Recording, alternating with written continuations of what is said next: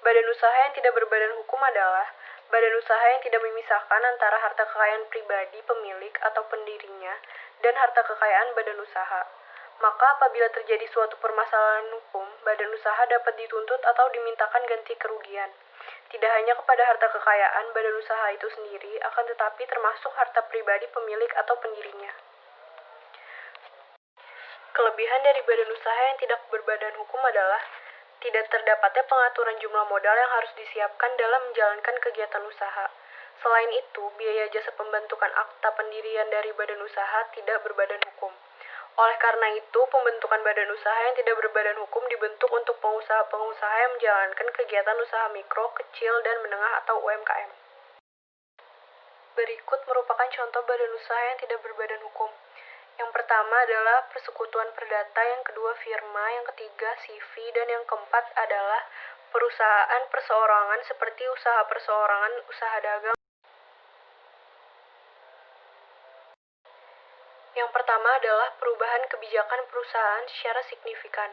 Salah satu hal besar yang biasanya terjadi bila perusahaan merger dengan perusahaan lain adalah perubahan kebijakan.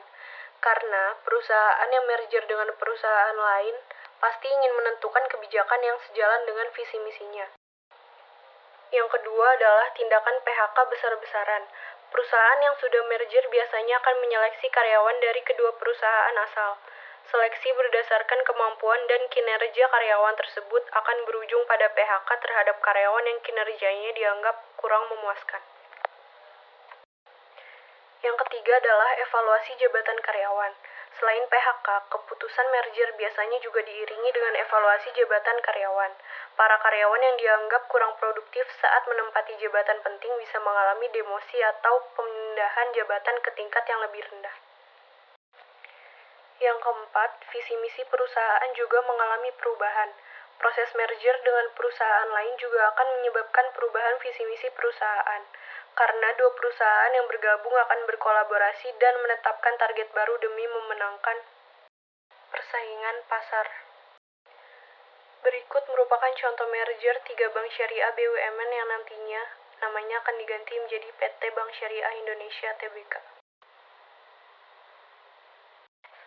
Perlindungan kekayaan intelektual melalui sistem haki secara umum bermanfaat untuk yang pertama, memberi kejelasan hukum mengenai hubungan antara kekayaan dengan inventor, pencipta, pemilik, pemakai, perantara yang menggunakannya, wilayah kerja pemanfaatannya, dan yang menerima akibat pemanfaatan HKI untuk jangka waktu tertentu.